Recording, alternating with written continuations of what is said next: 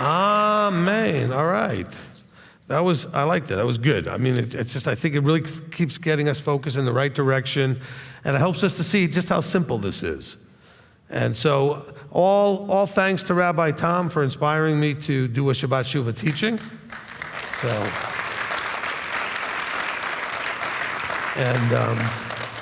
Which I've never done before, so it was a lot of fun for me too. And not just fun, but I mean, I really enjoyed digging in and seeing all these wonderful things that are there. And also I praise Yah for giving me the Exodus 6. I think that worked out really well as part of where we were going today. You said something that I would like you to clarify, if possible. Why do you think we are not in the cursings? Is it because we have freedom of choice? We have the power in each moment to choose whether we continue to actively discontinue bad familial patterns. And then what will the real cursings look like if this is not it? Okay, so I don't know that I said exactly that, so let me just clarify it.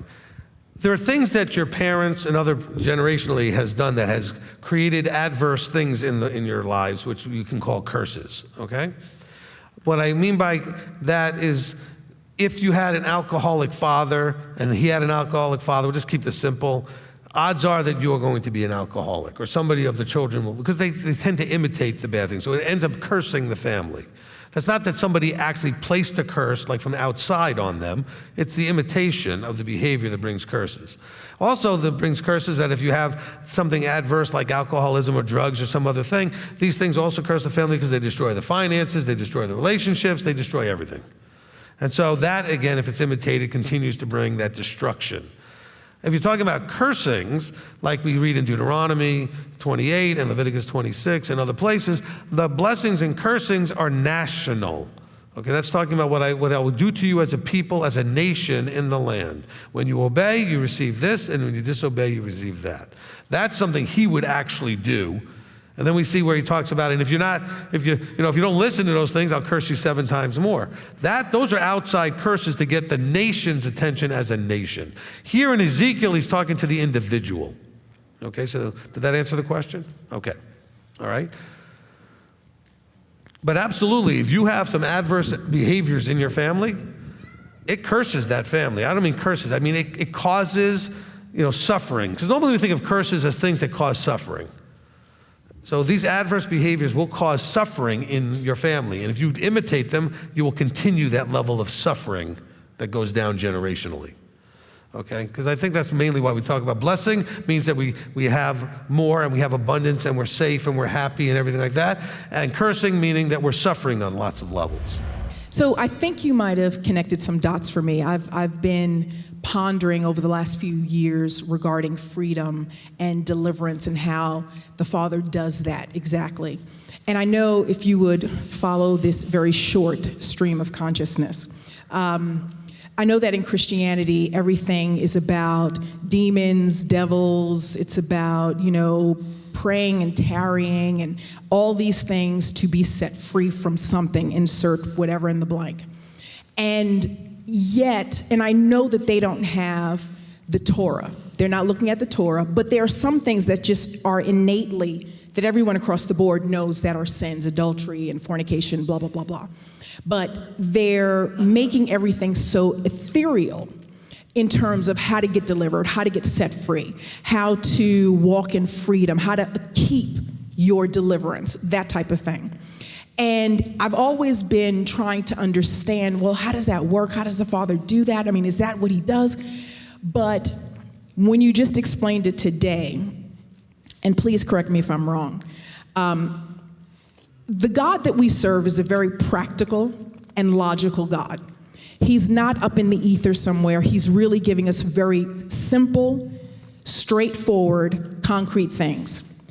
So from what I took today was, what deliverance looks like or what freedom looks like is 1, following the Torah, knowing what's right, what's wrong, doing the adjustments that you need to be able to do that which is right. But is it that simple? Is that, because I've seen so many people get delivered in Christianity and then fall right back into whatever it is they were doing. And then, of course, they say 7 times worse than before. Right. So what is it exactly that keeps someone free? What is it that helps take them out of that enslavement to be able to walk in that deliverance for the remainder of their life. All right. That makes sense. No, it does make sense. Okay, first of all, let's understand that all of the belief systems, starting at the source, we went back to the first, he warned them not to, but they did, go through the nations and observe and then incorporate or syncretize elements into the belief. And that's where Christianity turned into what it is. That's how you have Christmas and Easter and all these things that really came out of bringing stuff from the outside inside that didn't belong there. And the switch from Saturday to Sunday and all this other stuff.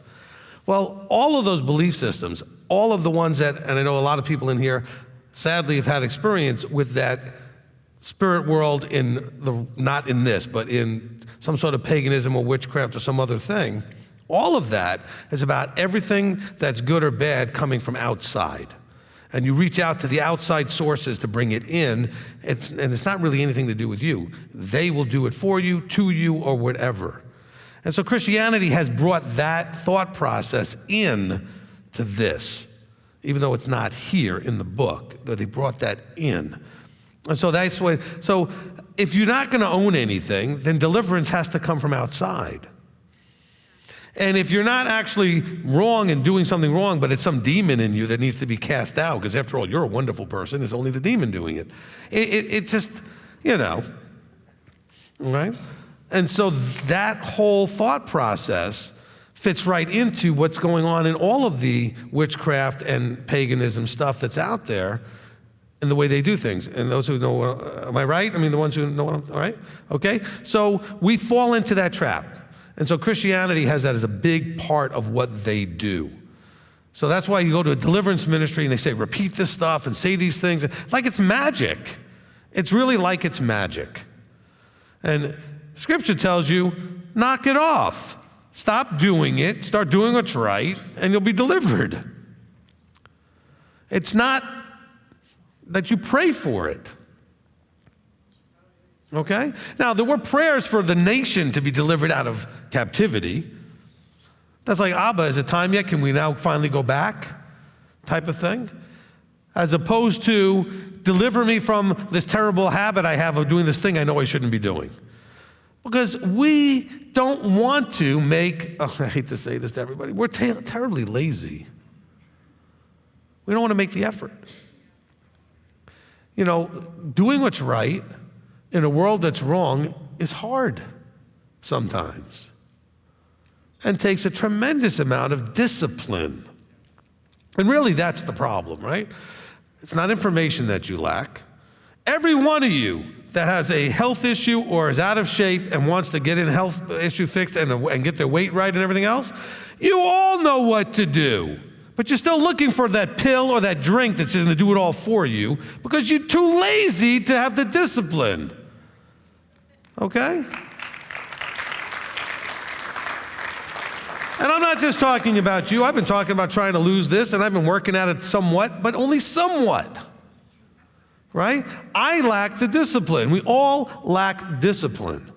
And it's funny because I've watched a lot of motivational guys over the last 40 years, okay? And I've listened to a lot of things, and it seems like even though they've said all the various things over all those years, the ones I'm listening to right now, they're all saying the same thing. Forget about motivation. It's not about motivation. It's about discipline. Forget about goals. You have to have discipline. That is the key element that's missing in all areas of life that we want to be successful in. The problem in your spiritual life is the same thing. It's discipline or the lack of it. All right? And Paul talks about this, the idea of disciplining your body. We have to have the discipline. And so you want to break free. Look, I know lots of people, including Rabbi Tom, who quit smoking. Okay? You know how they did it? They quit smoking. No, I'm just saying a lot of people, they tried in patches and this and and they always go back when it doesn't work. And I mean, it works for some people, I guess. But all the people I know, what they did was they made a decision to have the discipline to just stop. And they stopped. Both my parents did that when I was basically right after I was born, before my brother was born. All right? They just decided they didn't want to smoke anymore. They did it for financial reasons. They said they couldn't afford it. But they took discipline. You want to eat different and lose weight? It takes discipline. You want to show up to the gym? It takes discipline. You want to, all you guys out there, oh, you guys talk so big. Oh, I want to run my own business and I want to have all these side hustles, but you don't have the discipline to do it. And you don't want to make the effort to learn. You want everybody to tell you how to do it. You want to find somebody who's just going to tell you what to do and then all you do is plug and play. No. I've run a lot of businesses. It's a lot of effort. It's a lot of work. It's a lot of headache, a lot of heartache, a lot of struggle, and it all takes discipline. When everybody else was running around doing stuff, I was working.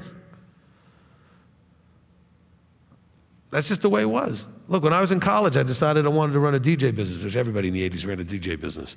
So, and I did parties at colleges, and I did weddings, and I did Sweet 16s, I did all this stuff. And that meant that every Saturday night, when all my friends are out, the college-age kids are all out, I was working. I missed all that stuff, but I had a choice. I could go and work because I wanted to work, or I could go play and hang out with the friends.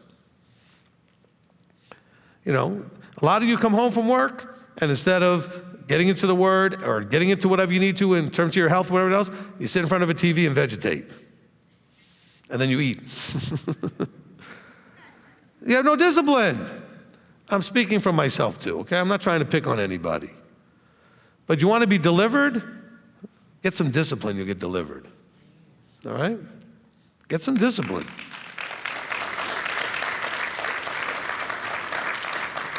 That's what Ezekiel 18 is talking about. He's saying, look, if your father and everything you know that they're doing is A, and you have enough knowledge to realize it's wrong, it's going to take discipline not to keep doing what they're doing.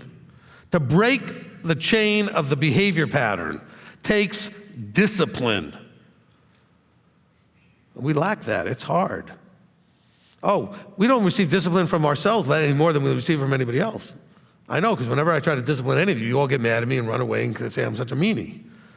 But you have no discipline for yourself. You have no self-discipline. You got to bring yourself in. You want to submit to Him. How are you going to do that when you don't have any control over yourself? Right? You got to have control over yourself. I want you to get there. Do you understand? And talking nice isn't going to necessarily get you there. You got to hear it straight. Too many people telling you all kinds of niceties and tickling your ears and sugarcoating everything and making it sound like you don't have to do it. I'm sorry. Two things you need to know. One, you can, and two, you need to do it. All right? I should have said it the other way. You need to do it, and then you can. But you need to know that you are the one that needs to do it.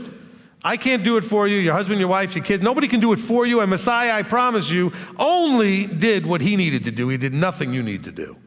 I know I'm the only one who says that. Okay? But you need to know that. He didn't do one thing that you need to do. He only did the things that you can't do, that are not for you. But you see, the church lied to you and told you He did everything you need to do and what He needed to do. He just did everything. No. That's a lie from the pit of you-know-where. It's a lie. All right? He did not do anything that is yours to do. Period. Own that, live that, and get some discipline, and you'll get there. I'm wondering if that is what Yochanan is saying in Matthew 3, verses 7 through 9, because I never understood what he was talking about there. Yeah, I mean, it's kind of what's going on. Okay, so in chapter 3, verses 7 through 9, is that what you said? Yes. And seeing many of the Pharisees and Sadducees coming to His immersion, He said to them, brood of adders, who has warned you to flee from the coming wrath? So this is John the Immerser. Bear therefore fruits worthy of repentance, and do not think to say to yourselves, we have Abraham as father, for I say to you that Elohim is able to raise up children of Abraham out of these stones. No, that's exactly what he's talking about. John understood all this. John is saying, oh, stop thinking, we're in because we're Jews. We have Abraham, we're Israelites, we're Abraham children. So we're just naturally, we get everything because, it's bloodline. There's a lot of verses in the Brit Hadashah talking about bloodline not being of any value whatsoever. Okay? Period. Now, he says there is certain more higher obligations, things like this. Well, to the Jews, Paul says, look, as a Jew, you ought to be embarrassed that you're not doing this because you had this from the beginning. You were born into it. And so, yes. But that doesn't mean just because you're a Jew, you get any advantage from that point of view. I mean, yes, it was an advantage to be born with it, and if they were taught it, and then you had to find it yourself and nobody else in your family, it's hard. But as a Jew, I can tell you it didn't give me any advantage because my family was not keeping anything. So the bloodline availed nothing. I had Jewish upbringing. They had no Jewish upbringing. It was culturally Jewish. Sure, I went to Hebrew school. I got bar mitzvahed and all that stuff. But that was really only because that's what we did as Jews. It had nothing to do with anybody caring what I believed. My parents didn't believe, etc. And so, so he's saying to them, look, you guys think, we got Abraham as father. What do we need to do? John's trying to get people to say, you need to own all your stuff and repent. In Philippians 1:2, or rather 2:12, Yep. it says, so that the end of the verse says, work out your own deliverance with fear and trembling. And I was kind of wondered about that. And then, but in Yehezkiel 18:31, it says, cast away from you all the transgressions by which you have transgressed, and make for yourselves a new heart and a new spirit. So the casting away of our transgressions, just what you said just before Shaquez got up, it must be done by us. Yeah, what I said to Mercy also, the idea that you have to work out your deliverance is not something that's coming from the outside. Exactly. Take your deliverance to the gym and work it out. I'm kidding, it's a bad joke. I think this is a good example how the Brit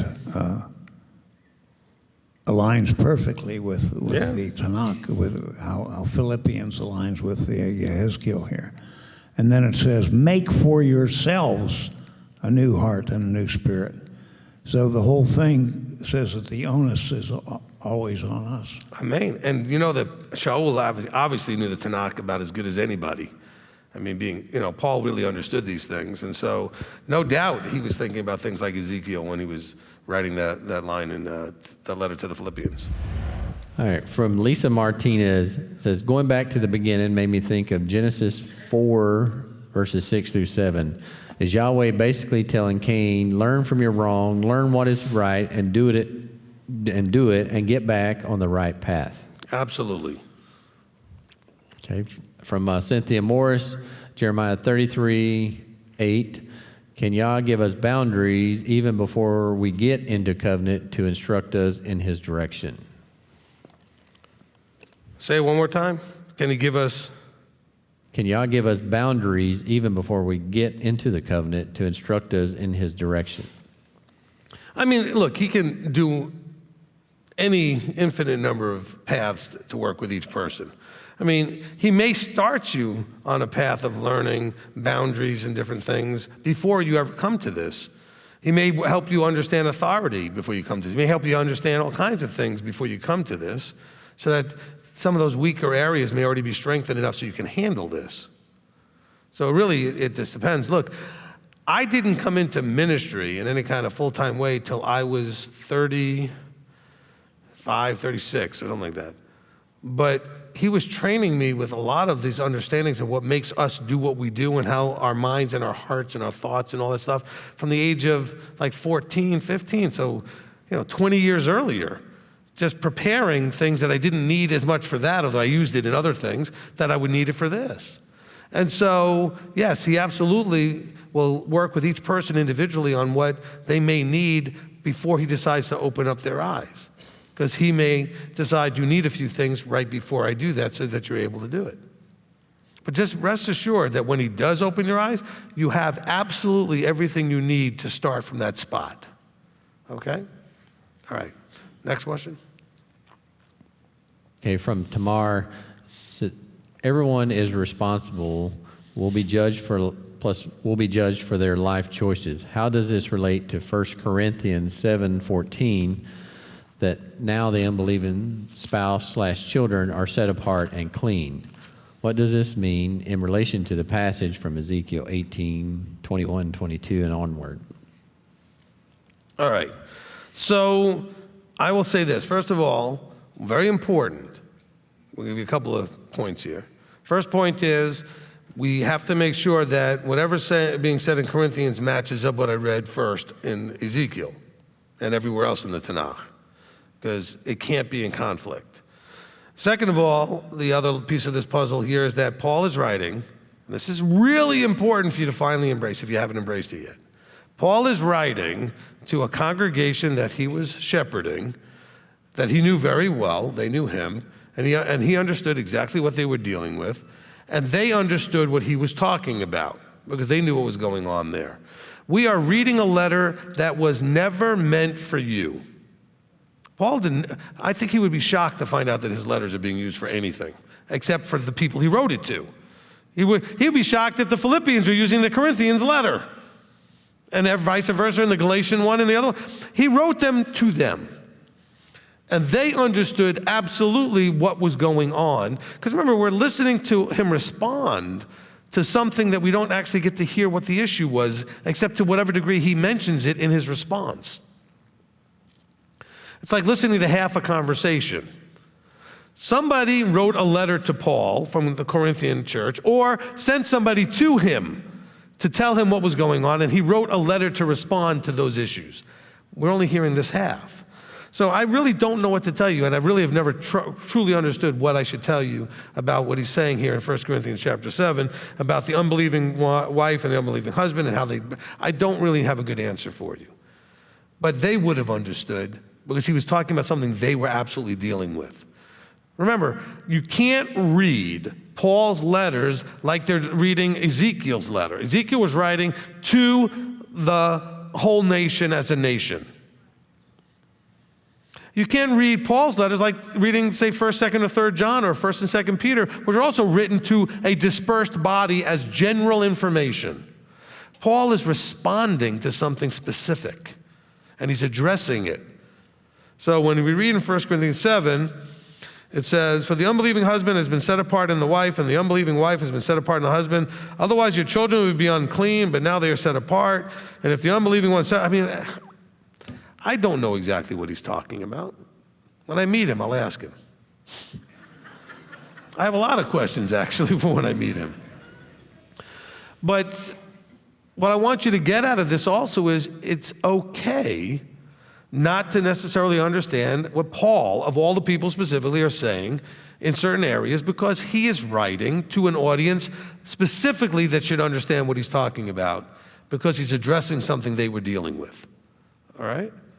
And we are forced to guess. And that is not a safe thing to do most of the time, okay? All right, next. Okay, from Anna Uden.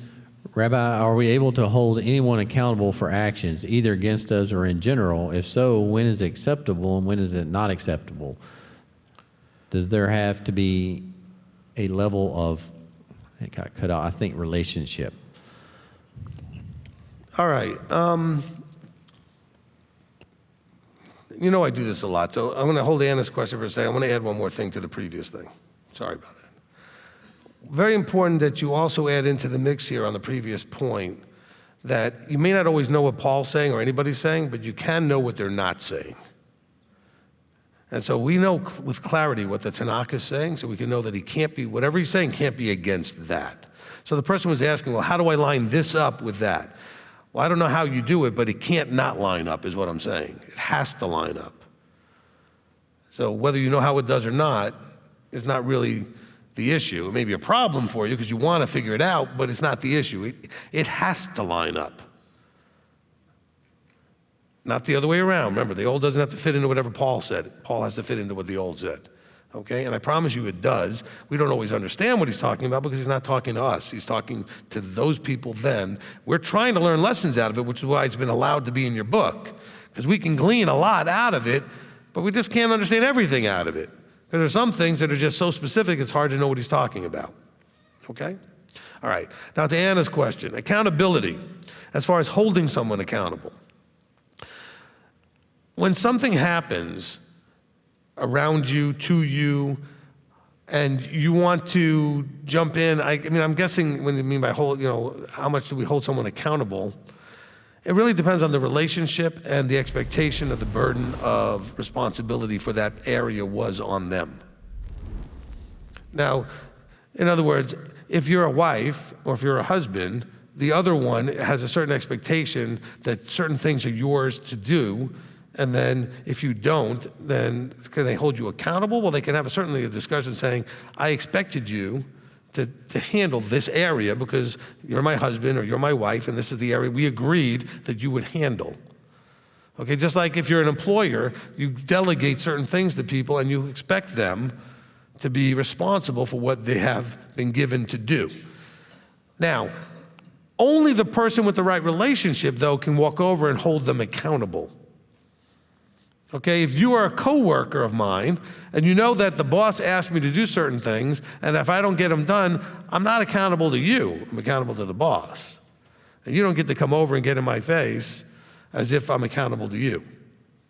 And so you have to keep things in a right alignment. I know a lot of these questions do come from wives for their husbands and husbands for their wives because they struggle in that relationship.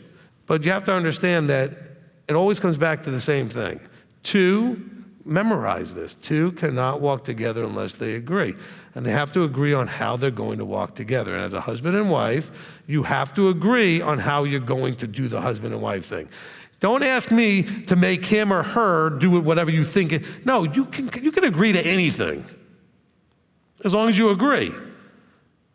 Whatever way you want to run this husband-wife thing, as long as you agree, you can do it almost any which way you want. Okay, there's no verses that says, as the husband, you must do this, this, this, this, and this, as the wife, this. I mean, generally we see certain roles, but you can have some aspects of them have either one do as long as you agree to it. Okay? The problem in your marriages is that you're not walking in agreement because you don't have the same expectations. And so we'll talk about that more on Sunday. Okay, Rob? From Ryan Angelo, says, question. My family midrash and gleaning from other sources, I've understood Matthew 7, lawlessness parallels with Matthew 23, 11 through 33. Lawlessness was the absence of the weightier matters like the justice and mercy, not diminishing the Torah, but uplifting the preservation of life. I'm not sure was that just a comment? Or there seemed to be a question there. We didn't know. He had a whole bunch trying to, and we didn't know. We didn't know if you would be able to interpret a little bit for it because we just didn't know. We came back and then he said that's what I'm saying. They were cast out of the land because of that hypocrisy. So if we return to the law, restoration and teshuvah, but not the weightier matters, what's the point?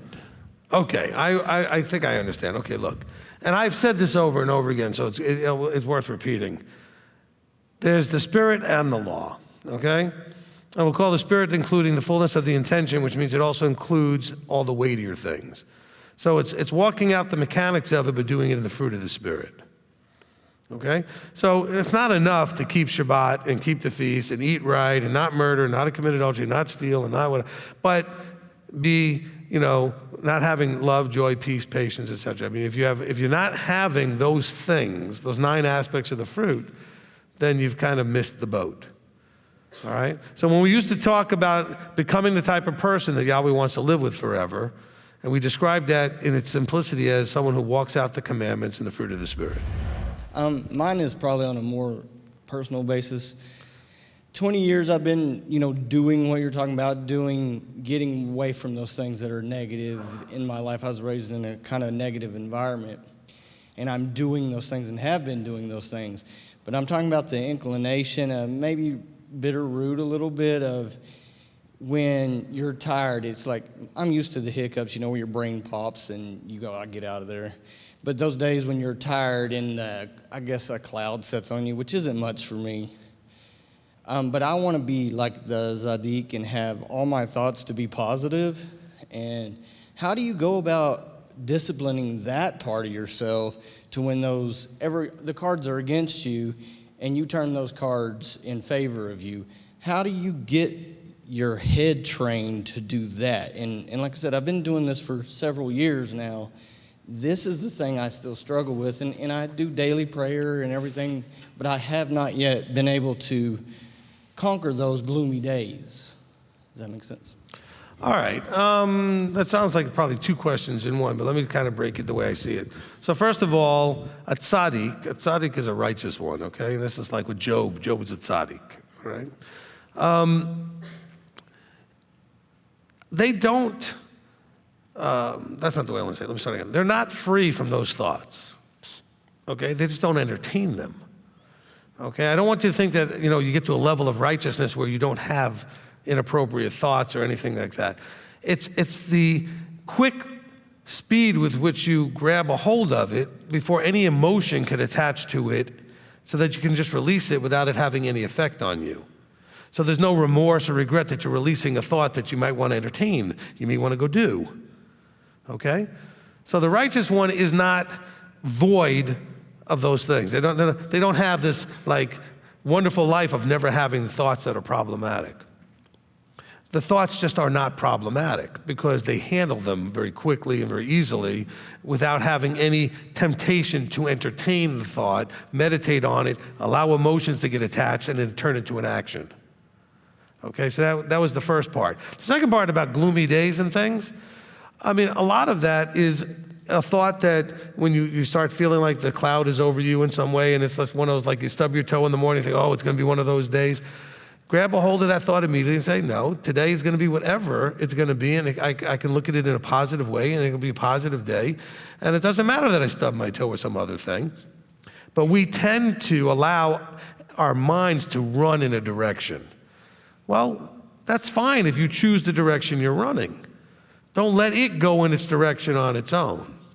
As you wake up in the morning, you can have a morning routine where you read certain, positive, affirming things about what you're going to feel and think about. Like, hey, this is going to be a good day. No matter what happens, it's going to be a good day. And I'm looking forward to it. And it doesn't matter if it's raining and clouds and everybody around me wants to drive me crazy. It's going to be a great day.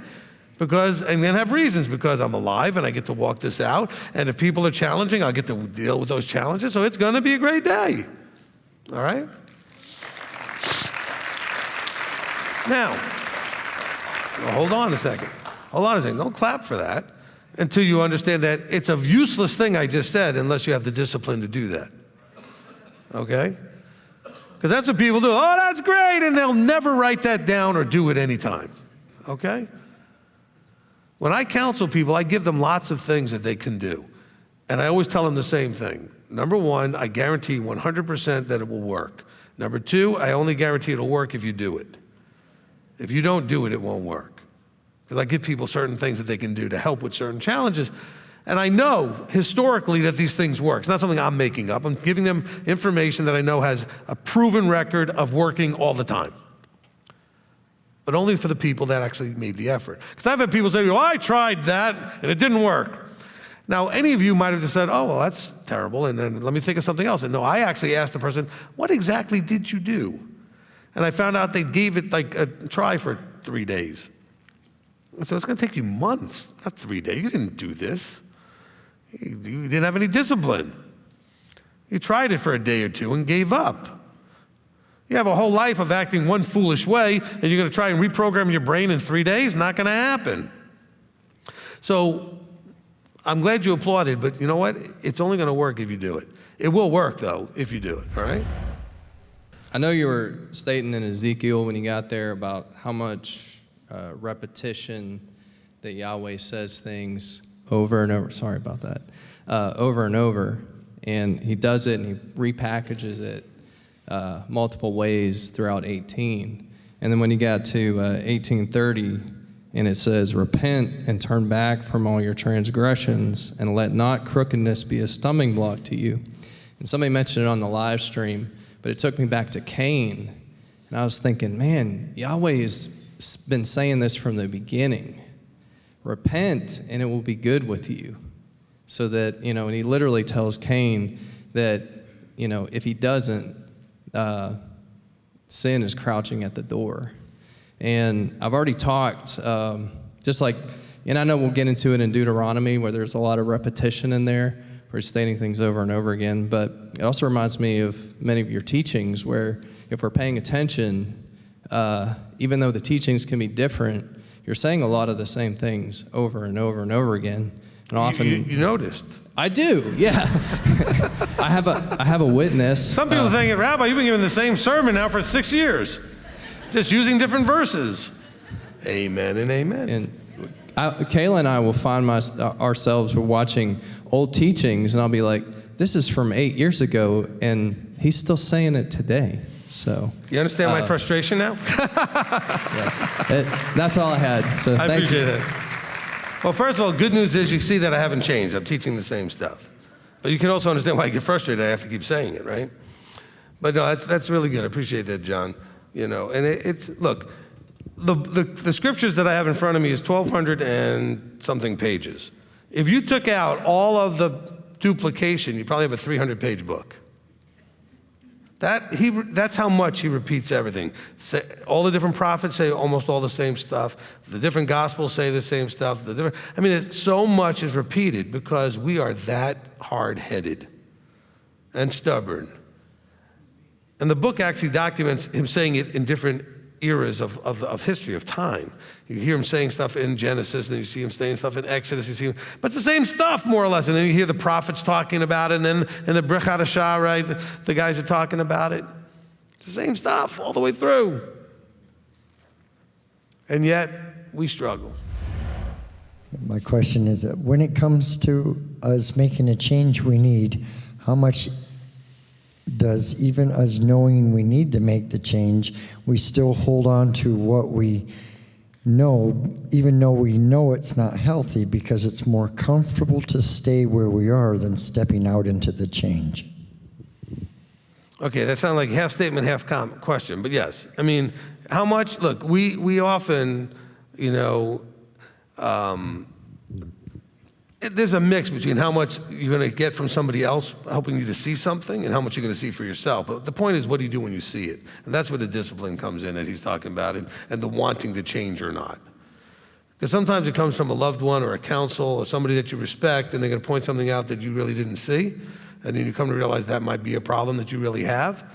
And sometimes it's something you recognize all on your own, and you realize, man, I got a problem in this area. But then what do you do with that?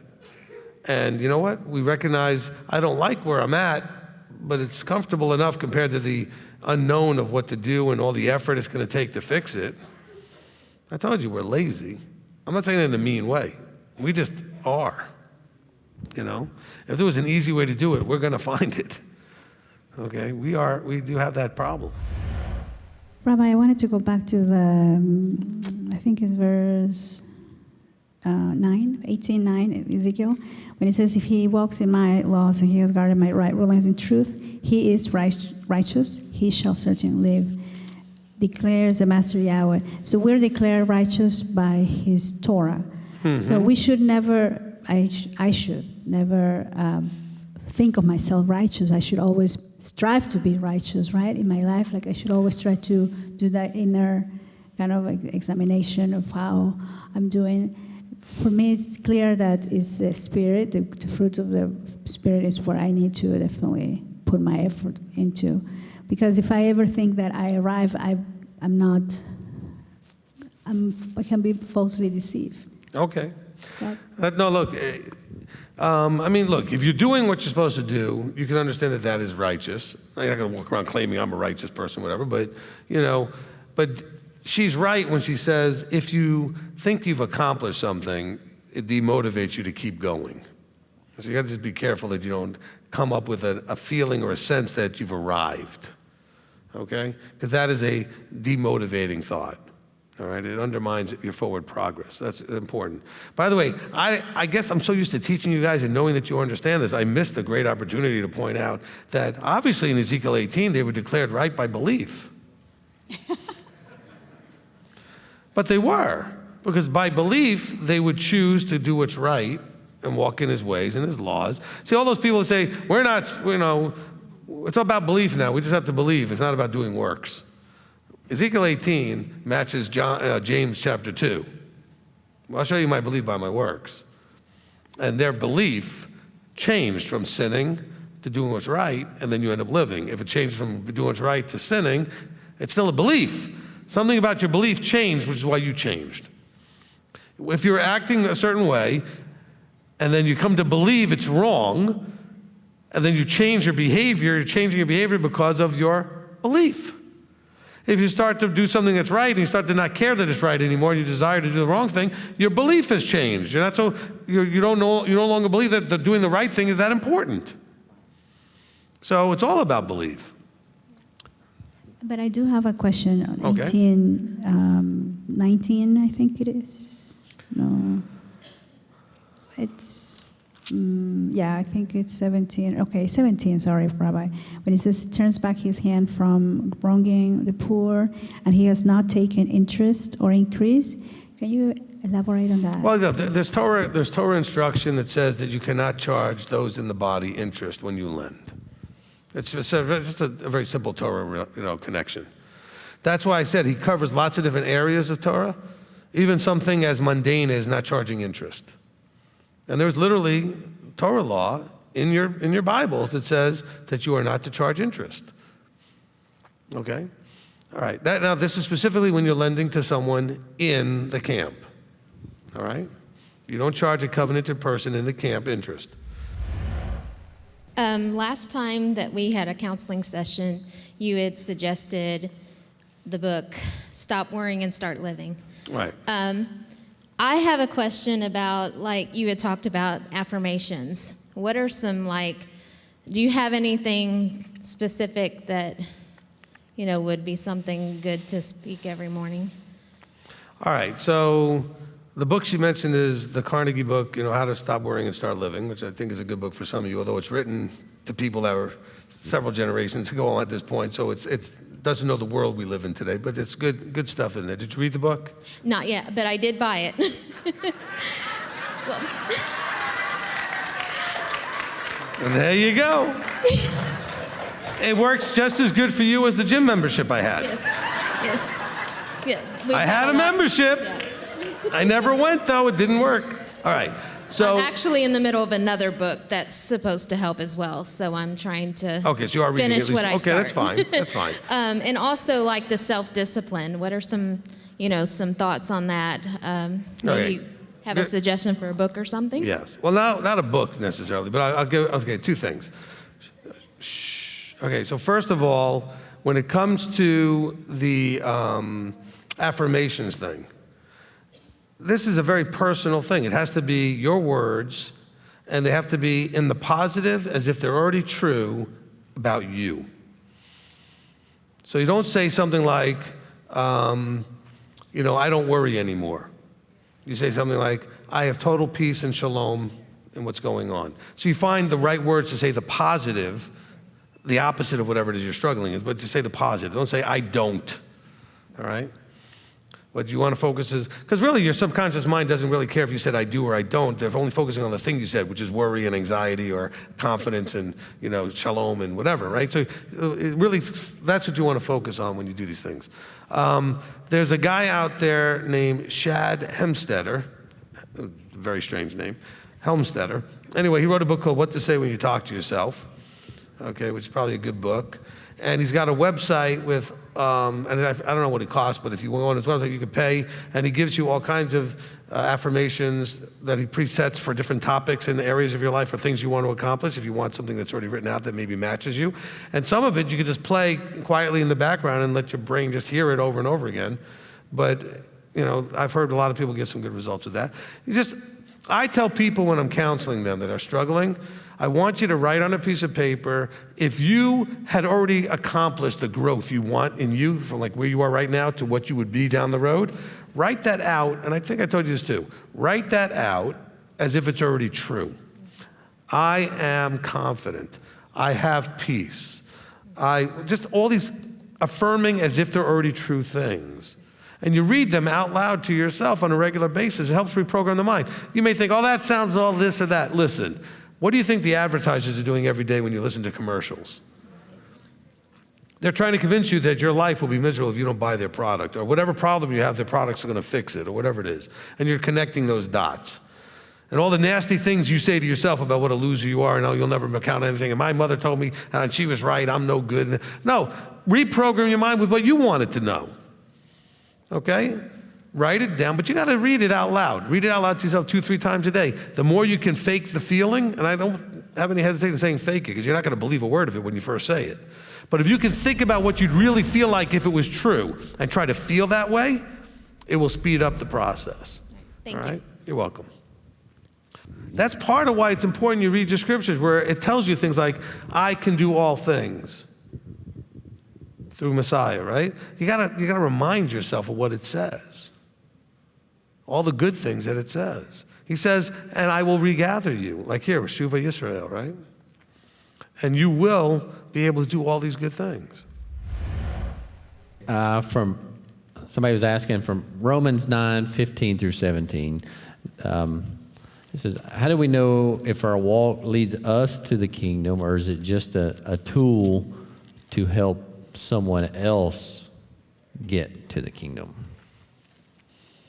All right, I mean, I can see where that's kind of connected. Okay, I'm sorry, there was silence in there for a little bit. I'm trying to read the verse and figure out where that fits into this. Look, the main point here is that, Yahweh says, I will favor whom I shall favor, and I shall have compassion on whoever I have compassion. In other words, he's saying, I do what I do, and you don't have a say in it. And I do it my way, in my order, and not the way you think it should be done.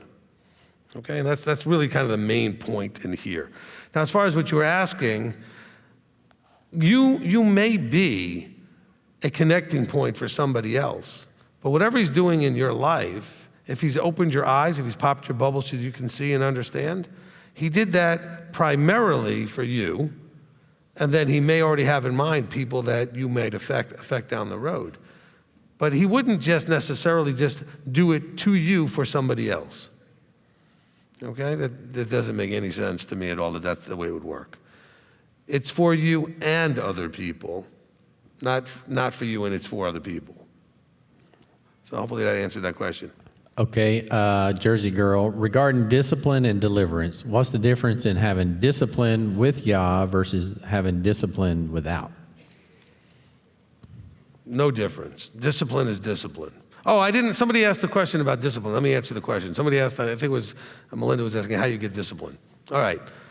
Discipline is very simple. It's doing what you know needs to get done when you don't want to do it. Not hard.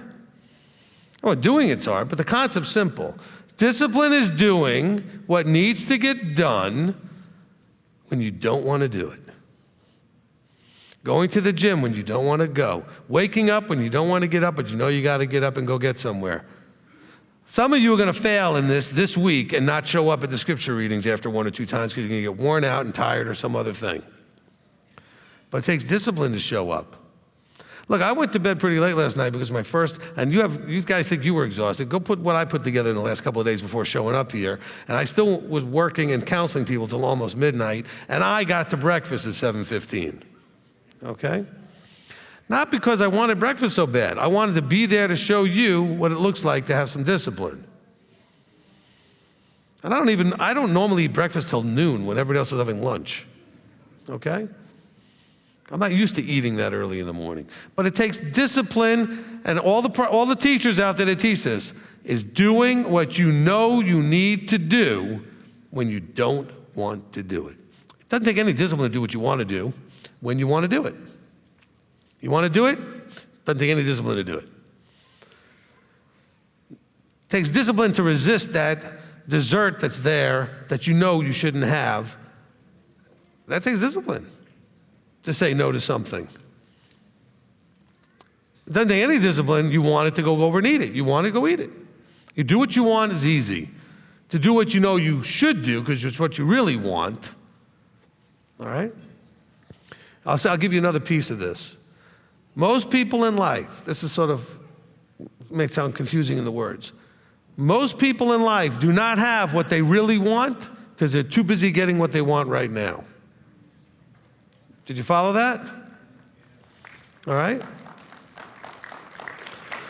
I want to get in shape. Oh, I want that chocolate cake. I'll get in shape tomorrow because I want the cake now. Okay? It's those things that I want right now that will keep me from getting where I really want to go. Unless what I want right now fits into where I really want to go. That's where the discipline comes in. That's where the discipline comes in. You know, I get all these people complaining about their finances, but you have the discipline to stop spending the money the way you do. That's not everybody. Some of you really are down to the wire and you've cut away everything you can, but most people waste time, money, all the resources that are expendable, you waste them. You do not use them efficiently and effectively, you waste a lot of them. You waste your time, you waste your money, you're wasting away your health, we waste a lot of stuff. Why? Because we don't have any discipline, you know? You know, one of the guys out there that's one of the best known, I suppose, on the radio, finance guys, you know, get out of debt guys like a Dave Ramsey. What does he always say if you know him? He says, if you're willing to live like nobody else, meaning cut back and just people look at you and laugh at you like, why you have nothing, that someday you'll live like nobody else. That's the same thing scripturally, though. If you're willing to live like nobody else is living out there, one day you'll get to live like nobody else, like forever. Amen? And both of those things take discipline. Except that, especially here in the U.S., boy, we invented the idea of the me generation. I mean, no other country could ever come up with that. That is it's such an American idea. Because I want it and I want it now, right? It was a comment / connection that I made with something that you were talking about earlier about how to not say things in like the negative when you're doing like self-talk. And it's incredibly, like I saw another video on it and it's really true because whenever you, like for example, if I said like don't think about an elephant, you're going to think about an elephant. And so the way that it was addressed in like the video was talking about how if you are like skiing down like and there's trees, and if you're thinking don't hit the tree, don't hit the tree, don't hit the tree, all you're going to do is see trees and you're going to end up hitting one. But if your idea is like I follow the path, follow the path, follow the path, you're going to find like the snow and the path that's in between the trees. So in the same way in our walk, in terms of sin, a lot of times whenever I found myself thinking about a sin and I kept on telling myself, I'm not going to break this commandment, I'm not going to break this commandment. All I'm thinking about is breaking the commandment. But if I had the mindset and I shifted it to, I live Torah, my mindset wouldn't even be focused on the sin because I would have shifted it to Torah instead of that. So there's just a connection between like sin and the positive self-talk. Okay, appreciate that. Thanks for sharing that. All right, it looks like a lot of the children are coming in through the back. So do we have all of them in here?